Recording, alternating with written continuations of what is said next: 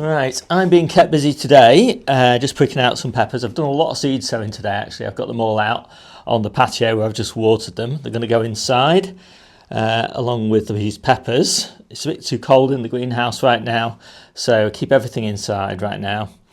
So I'll talk about the peppers from start to finish. These are the super earlies, and I've got three varieties. I've got Akron, Bright Star and Long Yellow Ringo. So that's a yellow one, an orange one and red one.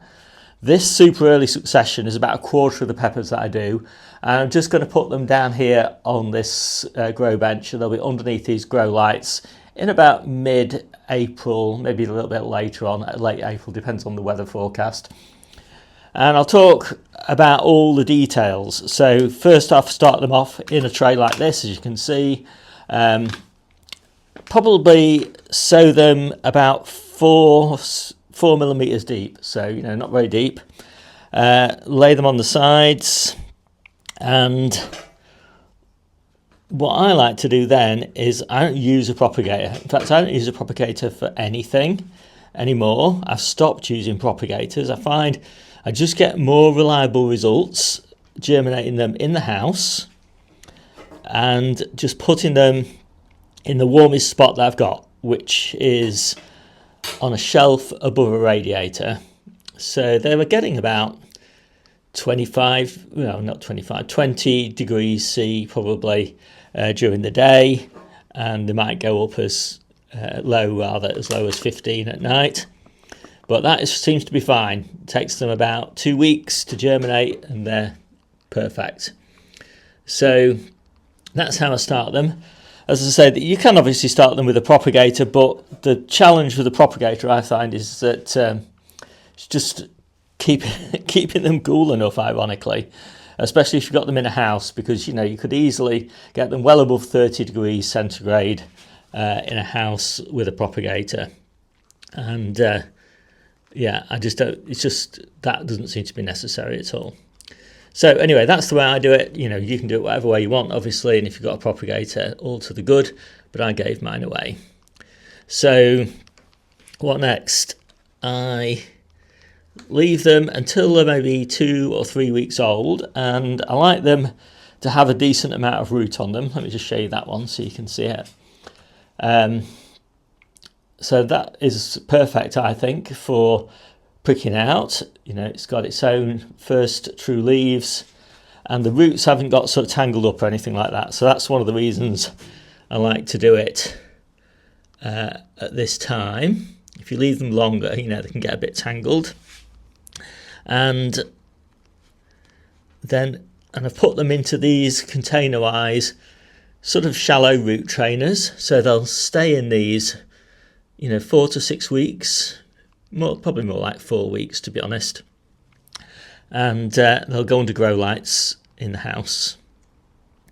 So I'm lucky enough to have grow lights. They'll probably go under the conservatory grow lights, and the conservatory grow lights are only on for about 6 hours a day, and they just get natural light for the rest of the time. And if it's really, if there's quite a few days of very gloomy weather, then I might be tempted to put the grow lights on for a bit longer, because especially if I'm sitting in the conservatory, I just want some nice light. So it's more for me than it is for the plants probably. So the conservatory is reasonably warm, certainly well above 15 degrees centigrade during the day when I'm in there, and it's above 15 degrees roughly at night. Sometimes maybe if it's really cold it might get down to 11, but it's always above 11 anyway. And that is the kind of low threshold for peppers. You really wouldn't want them much below 11, although they would live below 11 degrees. I've had them in here down to sort of 2 or 3 degrees in the greenhouse, and they're alive, but they're not growing, they're not thriving, they're not going to be great plants. So I think, try and keep them above 11 degrees if you can. And they'll be potted on into 11 centimetre pots I've probably got some kicking around in here if I can find them. I like the square pots because they fit really nicely in the drip trays. And maybe if I need to, I can pot them on again into these much larger pots. And I probably will do that for the super early succession, so I can keep them in the house for as long as possible before I transplant them and bring them in here. When I do bring them in here, as I say, it'll be sometime in April, probably about the middle of April, maybe a little bit later. I will try and keep it certainly above 11 degrees centigrade. My decision for moving them in here is whether they've set fruit. I want them to set fruit in the conservatory where it's warmer, because I don't want to keep this greenhouse hot enough for peppers to set fruit. It's just too warm, really. It doesn't make sense to keep them that warm in a greenhouse, because you'd be heating the greenhouse to sort of 16 degrees centigrade or something like that, when you could be heating it to sort of 10 or 11 after they've set fruit, and they'd just be quite happy. So that's my decision criteria. So that's the super earlies.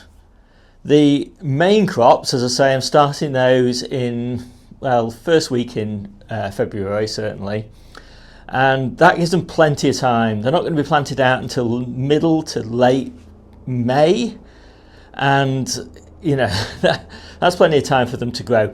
They will be under grow lights again, same situation, probably in the conservatory, top and tailed with grow lights, say early in the morning, late at night. Most of the day they'll get natural light until about this sort of size, at which point I just move them into the sunniest spot that I've got in the conservatory, which is up high on a shelf, and they're quite happy in there until this batch move in here. And at that point I move the main crops in here as well onto this bench, and I don't mind that they won't set fruit, because I don't want those to set fruit. So they'll be at sort of 11 degrees centigrade or above, obviously a lot warmer than that during the day. And yeah, so they'll flower, but they won't set fruit. So I don't have to keep picking off the flowers all the time, because they're not going to get set fruit anyway, because it's too cold at night. And then they'll get transplanted out into the low tunnels. So now I can talk about the conditions that mature pepper plants want. So they do not like it too hot. I think a lot of people, the peppers get too hot in their greenhouses. In this greenhouse it's way too hot, so it's fine in spring. Once we get into June it's probably still okay, but by the time we get to July it's way too hot for them in here. It's often well above 30 degrees. That's too hot for peppers. Peppers really want it in the sort of 70 degrees Fahrenheit I'm talking about here, 70 degrees Fahrenheit to 80 degrees Fahrenheit kind of range. It's almost always hotter than that in a greenhouse on a sunny day. You know, it could easily get up to 35, 40 degrees sometimes in a greenhouse. It's too hot for peppers. They'll live, but they won't thrive. And so by that time, I'll probably start moving them outside there onto the patio, the super earlies. So I've got a polytunnel obviously as well, not obviously, but I've got a polytunnel on the allotment. It's too hot in there as well. It's probably, again, 35 up to 40 degrees. Oh my goodness, I'm swapping around, right, your figures. It's centigrade, or up to sort of maybe 100 degrees Fahrenheit or something like that in the polytunnel. So again, I'm looking for a location that's optimum for peppers on the allotment, and that is my low tunnels. So my low tunnels, I can start them off closed in spring and gradually open them up more and more as the peppers grow, and then keep them permanently open by the time we get into summer, well into summer, July onwards sort of thing. And then as it sort of gets colder again, I can start to close them. I can just adjust them basically infinitely to control the temperature, to keep them at optimum levels. So that's the first thing. I think low tunnels are great. I've always had consistently way better harvests from the peppers in my low tunnels than the ones in the greenhouse or the polytunnel. I always grow them in the low tunnels in the ground, and again I find it's just so much easier, no hassles with overwatering or underwatering or anything like that. In the ground they just look after themselves, provided you give them water occasionally. And yeah, so the next big innovation for me is using tomato halos to plant the peppers into.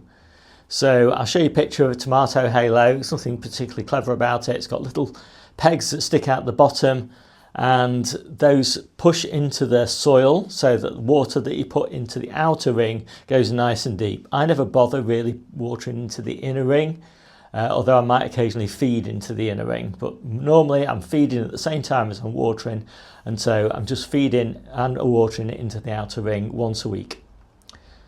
In order to keep watering down to just once a week though, I have started mulching my pepper beds with strulch.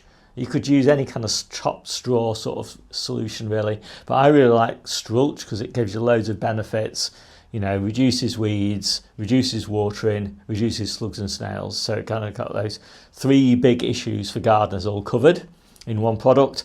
And I mulch around the outside of the halos, and it keeps the beds nice and moist. And it means just simple watering once a week, no problems at all.